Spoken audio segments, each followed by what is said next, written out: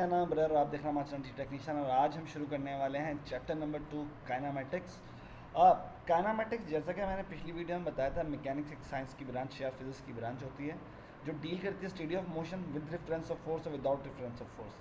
अब काइनामेटिक्स का वर्ड जो है निकला है वो कीमिया से निकला है, और ये फिजिक्स की वो ब्रांच होगी जो डील करेगी मोशन से या मोशन ऑफ अ बॉडी से विदाउट रेफरेंस ऑफ फोर्स। अच्छा भाई, यहाँ पे हमारे पास जैसे मैं स्टूडेंट्स को बताता हूँ कुछ एस एल ओस हैं। एस एल ओस का मतलब स्टूडेंट लर्निंग आउटकम, यानी ये चीज़ें पढ़ने के बाद, आप इस चैप्टर ख़त्म करने के बाद इन सारी चीज़ों के जवाब दे सकेंगे। और अगर आप वीडियो के एंड तक इन चीज़ों का जवाब दे पाते हैं तो इसका मतलब आपने चैप्टर बड़ी आसानी से समझ लिया और पढ़ लिया। तो सबसे पहले शुरू में हमारे पास दो वर्ड आते हैं कि हमारे पास मैकेनिक्स की ब्रांच थी जो दो हिस्सों में टूटी, एक काइनामेटिक्स और एक डायनामिक्स। काइनामेटिक्स आपका चैप्टर नंबर 2 है और डायनामिक्स आपका चैप्टर नंबर 3 है। यानी काइनामेटिक्स मैकेनिक्स की वो ब्रांच जो डील करती है किसी भी ऑब्जेक्ट से विदाउट रेफरेंस ऑफ फोर्स और जो भी मोशन हो रहा है। लेकिन मोशन से पहले हम लोग ज़रा रेस की तरफ भी तो चलें कि अगर हमें मोशन का पता करना है कि कोई चीज़ मूवमेंट में है तो क्या वो चीज़ रेस में किस तरह थी। तो सबसे पहले बात करते हैं रेस की। इससे पहले कि मैं रेस के टॉपिक को डिफाइन करूं, सबसे पहले आप एक सवाल सोचें कि फ़र्ज़ करें आप एक जहाज़ में बैठे हुए हैं, तो क्या आप रेस में हैं या फिर आप मोशन में हैं, और जहाज़ उड़ रहा है या फिर आप एक जहाज़ में सो रहे हैं। तो आप बताइए कि आप रेस में हैं या आप मोशन में हैं। कमेंट सेक्शन में मुझे इसका ज़रूर आंसर दिएगा। लेकिन अब यहाँ पे एक सवाल ये उठता है कि अगर मैं जहाज़ में बैठा हुआ सो रहा हूँ तो जहाज़ तो पूरा मोशन में है, लेकिन मैं तो रेस में हूँ। तो यहाँ पे रेस की एक प्रॉपर डेफिनेशन चल गई कि रेस हमारे पास कोई भी सराउंडिंग के हिसाब से होता है। जैसे मिसाल के तौर पे पूरी दुनिया ही हमारी मूव कर रही है, लेकिन हम लोग दुनिया में रेस में भी हो सकते हैं। क्यों? क्योंकि सराउंडिंग के हिसाब से अपनी रेस में। तो रेस की डेफिनेशन क्या हो भाई?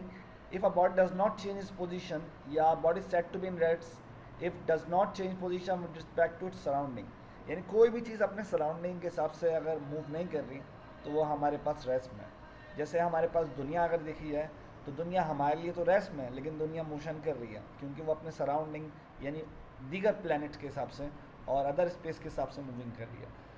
अब इसी डेफिनेशन में अगर मैं डज नॉट की चेंज कर दूं यानी डज नॉट हटा दूं, तो मेरे पास एक प्रॉपर डेफिनेशन आ जाएगी मोशन की कि if a body set to be motion if change position respect to surrounding. अगर कोई भी चीज़ अपने सराउंडिंग के हिसाब से पोजीशन चेंज करती है तो वो माना जाता है कि वो चीज़ मोशन में है। अब रेस एंड मोशन को समझना तो आसान है, लेकिन मोशंस की काफ़ी सारी टाइप्स होती हैं क्योंकि रेस की कोई टाइप नहीं होती। अब मोशन की 3 टाइप्स होंगे, हम लोग ज़रा खुल के बयान करेंगे।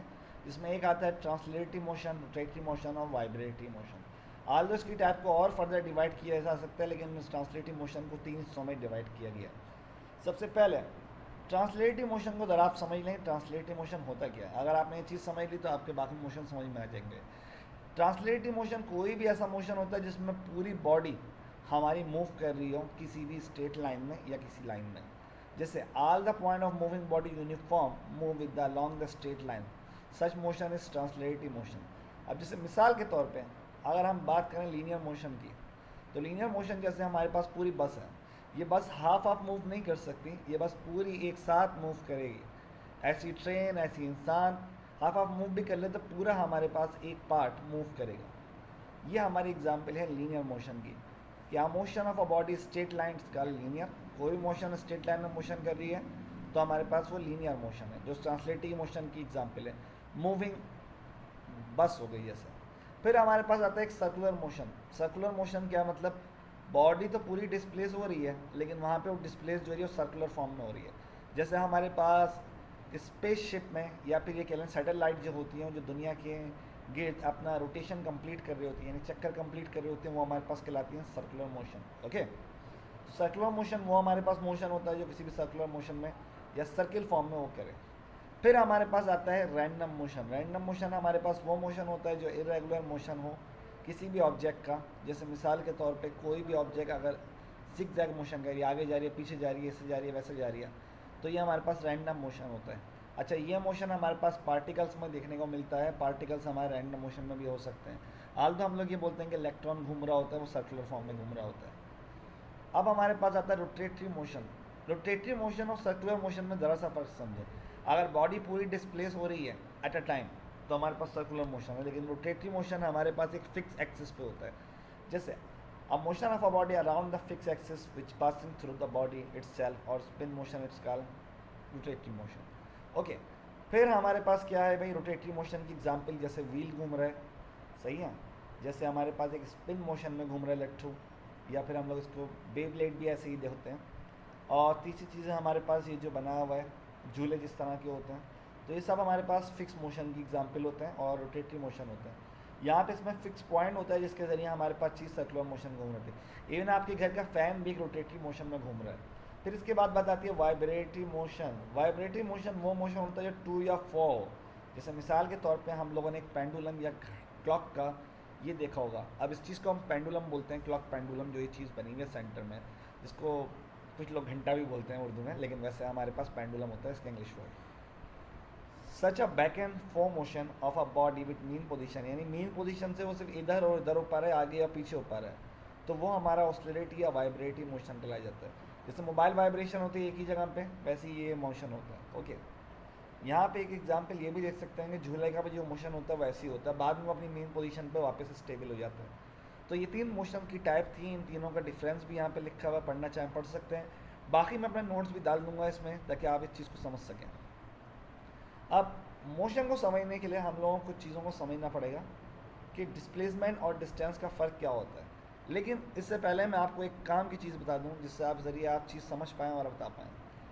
डिस्प्लेसमेंट और डिस्टेंस की तरफ बाद में आएंगे, इससे पहले हम लोग आते हैं स्केलर एंड वेक्टर की तरफ। हम लोगों ने फिज़िक्स पढ़ा है, फिज़िक्स में हम लोग फिज़िकल क्वांटिटीज़ के बारे में पढ़ते हैं। फिज़िकल क्वांटिटीज़ जैसे मिसाल के तौर पे हमारे पास वो quantities, the quantities which have magnitude and suitable unit, it's called physical quantities या स्केलर क्वांटिटीज़। यानी फिजिकल क्वांटिटीज़ दो हिस्सों में टूटती है, एक स्केलर क्वांटिटी और वेक्टर क्वांटिटी। वो क्वांटिटी जिसमें डायरेक्शन की कोई ज़रूरत नहीं होती वो हमारी कहलाती है क्या, एक तरह की स्केलर क्वांटिटी। जैसे टेम्परेचर हो गई, स्पीड हो गई, मास हो गया। अब टेम्परेचर में हम कभी नहीं बोलेंगे कि लेफ़्ट की तरफ टेम्परेचर ज़्यादा है या राइट की तरफ टेम्परेचर करना है, हम बोलेंगे 100 डिग्री 200 डिग्री। ऐसे हमारे पास टाइम भी एक स्केलर क्वांटिटी है। हम लोग टाइम के बारे में कभी नहीं पूछते कि टाइम किस तरफ, लेफ़्ट राइट या अप एंड डाउन। टाइम हमारे पास 2 और 3 और 2 मिनट्स 3 मिनट्स, इन सब पे चीज़ चल रही होती है। लेकिन वेक्टर क्वांटिटी हमारे पास वो फिजिकल क्वांटिटी है जिसमें हमारे पास मैग्नीट्यूड के साथ साथ पार्टिकुलर डायरेक्शन भी होती है। जैसे फोर्स की बात करें, फोर्स हमारे पास किसी न किसी डायरेक्शन में होगी, पुल या पुश, लेफ़्ट या राइट, अप या डाउन। तो इसकी एग्जांपल को समझाने के लिए मैंने एक छोटा सा प्रेजेंटेशन का ये बनाया था। स्केलर क्वांटिटी वो क्वांटिटी भी हो गई जिसका खाली मैग्नीट्यूड और डायरेक्शन नहीं हो, जैसे लेंथ, एरिया, मास, वॉल्यूम, टाइम। वेक्टर क्वांटिटी वो हो गई जिसका हमारे पास क्या हो भाई, कोई ना कोई स्पीड या पे अलग हो, कोई ना कोई डायरेक्शन हो। अब जैसे मिसाल के तौर पर डिस्टेंस और डिस्प्लेसमेंट की बात करें, ये बाइकर है, यहाँ से यूँ घूम के जा रहा है, यहाँ से यूँ घूम के जा रहा है, इसने डिस्टेंस ट्रैवल किया 200 मीटर। लेकिन अगर ये स्पेसिफिक पॉइंट में यहाँ से यहाँ तक का सफ़र करता है, जो स्ट्रेट लाइन जा रही है, तो वो कहलाता है डिस्प्लेसमेंट, जो हमारा किसी न किसी डायरेक्शन में होगा, जो नॉर्थ ईस्ट बना हुआ है इसकी तरफ। तो स्केलर क्वांटिटीज़ वो होती हैं जिसकी कोई डायरेक्शन ना हो, सिर्फ मैग्नीट्यूड और सुटेबल यूनिट दो। वेक्टर क्वांटिटीज़ वो होती हैं जिसकी कोई ना कोई डायरेक्शन मौजूद है। अब आते हैं अपने वापस किताब की तरफ के बैक टू द बुक। अब हम लोग यहाँ पे जा रहे हैं सबसे पहले इसकी तरफ कि हम लोगों ने देखा कि डिस्टेंस क्या हो गया भाई। डिस्टेंस हमारा कोई भी फासला हो सकता है लेकिन जिसमें डायरेक्शन ना हो। जैसे यहाँ से एक बंदे ने सफ़र किया 16 किलोमीटर और यहाँ ए पॉइंट से बी पॉइंट पे वो चला गया एक तरह से 6 किलोमीटर, ऐसे उल्टा सफ़र करें 24 किलोमीटर हो जाएगा। तो हम लोग ये बोल सकते हैं the shortest distance between 2 point is called displacement. Displacement क्या होता है भाई, एक स्पेसिफिक डायरेक्शन में जो हम एरिया मेजर करते हैं या डिस्टेंस या लेंथ मेजर करते हैं वो डिस्प्लेसमेंट होता है, और जिसमें हमारे पास डायरेक्शन नहीं है वो डिस्टेंस होता है। तभी डिस्टेंस हमारी एक स्केलर क्वांटिटी है और डिस्प्लेसमेंट हमारी वेक्टर क्वांटिटी है। दोनों का यूनिट मीटर होता है। कभी भी आपको डिस्टेंस आ जाए तो समझ जाएगा मीटर में लिखना है। कोई भी न्यूमेरिकल में आंसर आए डिस्टेंस तो हमारा मीटर में यूनिट होता है। अच्छा, यहाँ एग्जाम्पल आपको पहले बता चुका हूँ, दूसरी एग्जाम्पल बनी हुई है। ऐसी हमारे पास वेलोसिटी भी है और ऐसी हमारे पास स्पीड भी है। अब अगर बॉडी कवर अ ऑब्जेक्ट या बॉडी कवर अ डिस्टेंस या distance cover by unit time, it's called speed. अगर कोई बॉडी कोई फासला कवर कर रही है अपने यूनिट टाइम में दिए वक्त में तो वो डिस्टेंस है। लेकिन अगर कोई बॉडी हमारे पास स्पेसिफिक डायरेक्शन में फासला कवर कर रही है तो वो डिस्प्लेसमेंट है। या ये कह लें कि अगर एक बंदा भाग रहा है 20 मीटर पर सेकंड की स्पीड से, तो वो एक तरह की स्पीड है। सही है, स्पीड और वेलोसिटी का बता रहा हूँ, सॉरी मैंने डिस्टेंस और डिस्प्लेसमेंट में बोल दिया। स्पीड, अगर कोई भाग रहा है और डिस्टेंस कवर कर रहा है विदाउट डायरेक्शन तो वो डिस्टेंस है, और अगर कोई स्पेसिफिक डायरेक्शन में अपना काम कर रहा है तो वो हमारे पास वेलोसिटी है।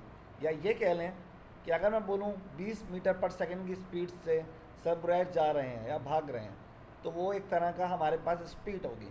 लेकिन 20 मीटर पर सेकंड की स्पीड से सबरैर अगर नॉर्थ की तरफ जा रहे हैं तो वो हमारे पास वेलोसिटी होगी। तो ये था स्पीड ऑफ वेलोसिटी। दोनों का फॉर्मूला सेम होता है। यहाँ change of displacement in time है, यानी कितना डिस्प्लेसमेंट कवर किया टाइम में, और यहाँ पे हमारे पास डिस्टेंस अपॉन टाइम, कि कितना डिस्टेंस कवर किया टाइम में। लेकिन दोनों का यूनिट मीटर पर सेकंड होता है, जो हमारे आंखों में दिख जाएगा। ओके, यहाँ पे एक चार्ट दिया हुआ है कि कौन सी चीज़ की स्पीड कितनी ज़्यादा होती है। जैसे मिसाल के तौर पे चीते की स्पीड 100 किलोमीटर से 120 किलोमीटर तक होती है। एक इंसान की स्पीड 6 किलोमीटर तक होती है पर आवर। ऐसी साउंड की स्पीड इतनी भी हो सकती है, और स्पेस में सब चीज़ों की ऐसी हो सकती है। तो हर चीज़ की डिफरेंट स्पीड होती है। अब बात आती है स्पीड एंड वेलोसिटी, तो हो गया, लेकिन स्पीड एंड वेलोसिटी की कुछ टाइप्स होती हैं। सबसे पहले यूनिफॉर्म वेलोसिटी या यूनिफॉर्म स्पीड। अगर हमारी कोई भी चीज़ फिजिक्स में लव यूनिफॉर्म आ जाए तो समझ जाइएगा सेम। अगर कोई भी चीज़ सेम वेलोसिटी से या सेम स्पीड से जा रही है तो वो यूनिफॉर्म कहलाती है। यानी if object cover equal distance and equal interval of time it's called uniform. Okay, अब ऐसे ही यूनिफॉर्म वेलोसिटी, अगर बराबर वेलोसिटी बराबर टाइम में कवर किए तो हमारी यूनिफॉर्म वेलोसिटी कहलाएगी। फिर हमारे पास एक्सेलरेशन आती है। अगर कोई बॉडी रेस्ट पे है या कोई बॉडी मूविंग कर रही है, अगर हम लोग अपने कार में या बाइक में एक्सीलेटर दबाते हैं, जैसे बाइक में तो हमारे पास भी एक्सीलेटर होता है, कार में भी होता है, और भी चीज़ों में होता है, यानी वेलोसिटी में चेंज करते हैं तो वो चीज़ हमारी कहलाती है एक्सेलरेशन। यानी इसको आसान लफ्ज़ों में बोलें, the rate of change of velocity it's called acceleration. Acceleration का फॉर्मूला होता है change of velocity upon time. इसकी डेरिवेशंस भी हैं और डेरिवेशंस मैं लिंक में दे दूंगा। यूनिफॉर्म एक्सेलरेशन यानी वो एक्सेलरेशन जिसमें कांस्टेंट एक्सेलरेशन हो रही है। ओके, फिर आगे बढ़ते हैं इसके टॉपिक की तरफ। स्केलर एंड वेक्टर मैंने बता दिया, वो फिजिकल क्वांटिटी जिसमें सिर्फ मैग्नीट्यूड हो वो हमारे पास magnitude suitable unit of scalar है। जिसमें डायरेक्शन ज़रूरी है वो वेक्टर क्वांटिटीज़ हैं। फिर आगे बढ़ते हैं हम लोग, ग्राफ बनाए हुए हैं, टाइम डिस्टेंस ग्राफ। अगर कोई भी ग्राफ बिल्कुल स्ट्रेट है तो इसका मतलब वो डायरेक्टली प्रोपोर्शनल है, वो स्ट्रेट लाइन का ग्राफ होता है, यानी उसमें चेंज नहीं आ रहा, वहाँ पे ये चीज़ कांस्टेंट है। जैसे कांस्टेंट वेलोसिटी या कांस्टेंट स्पीड का ग्राफ ऐसा बनेगा। लेकिन अगर वेरिएबल हो, चेंज हो रहा हो, तो हमारा ग्राफ कर्व हो जाएगा। अच्छा, अभी आगे बढ़ते हैं। फिर इक्वेशन ऑफ मोशन की डेरिवेशन है, जिसकी मैं लिंक डाल दूंगा आपको वीडियो डिस्क्रिप्शन में। इसके पूरे पर मैंने अलग से वीडियो बनाई हुई है पूरी। और फिर आगे आता है इक्वेशन ऑफ मोशन के बाद आखिर में फर्स्ट आ गई, सेकंड आ गई, थर्ड आ गई, न्यूमेरिकल्स आ गया, और फिर आता है मोशन ड्यू टू ग्रेविटी। हम लोग नॉर्मली यहाँ पे सारी जो इक्वेशन ऑफ मोशन पढ़ते हैं वो लीनियर मोशन के बारे में पढ़ते हैं, जैसे कार ट्रैवल कर रही है, इंसान ट्रैवल कर रही है। लेकिन क्या होगा अगर कोई चीज़ ऊपर से नीचे गिराई जा रही है या नीचे से ऊपर गिराई जा रही है? इस चीज़ को सबसे पहले दरियाफ्त किया था गैलियो ने, और पीसा टावर पे ये एक्सपेरिमेंट किया था कि उसने जब ऊपर से नीचे चीज़ को गिरा के देखा तो तमाम चीज़ें सेम टाइम में पहुँची। इसका मतलब कि ग्रेविटी सब पे इफेक्ट करती है, और जो टाइम था वो था 9.81 मीटर पर सेकेंड, यानी 9.81 मीटर पर सेकेंड की स्पीड से वो गिरी। एक्सेलरेशन का यूनिट मीटर पर सेकेंड होता है, और जो हमेशा हमें देखने को मिलता है। इसी हिसाब से हमारी इक्वेशन ऑफ मोशन चेंज हो जाती है। आखिर में चलते हैं इसके एमसीक्यूज़ की तरफ। वो की समरी, अगर आपने चैप्टर पूरी वीडियो देखी तो आप एमसीक्यूज़ खुद से कर पाएंगे। ओके भाई, सबसे पहले स्केलर क्वांटिटीज़ का जवाब बताइए। स्केलर क्वांटिटीज़ कौन सी होती हैं जिसमें सिर्फ हमारे पास मैग्नीट्यूड होता है? तो गैस द आंसर किया गया। वेक्टर क्वांटिटीज़ में क्या होता है भाई? मैग्नीट्यूड के साथ साथ डायरेक्शन होती है। Which is the vector quantity? Vector quantity हमारी वेट होती है क्योंकि टुवर्ड द सेंटर होती है। Which is the scalar quantity? Time हमारे पास एक स्केलर क्वांटिटी होता है। डिस्टेंस इज़ द, डिस्टेंस क्या होता है भाई? फासला हमारे पास होता है स्केलर क्वांटिटी, और displacement vector quantity. SI unit of acceleration is metre per second, और SI unit of velocity is unit of acceleration is metre per second square, और SI unit of velocity is metre per second. The shortest distance between 2 point, shortest distance क्या था? Displacement था।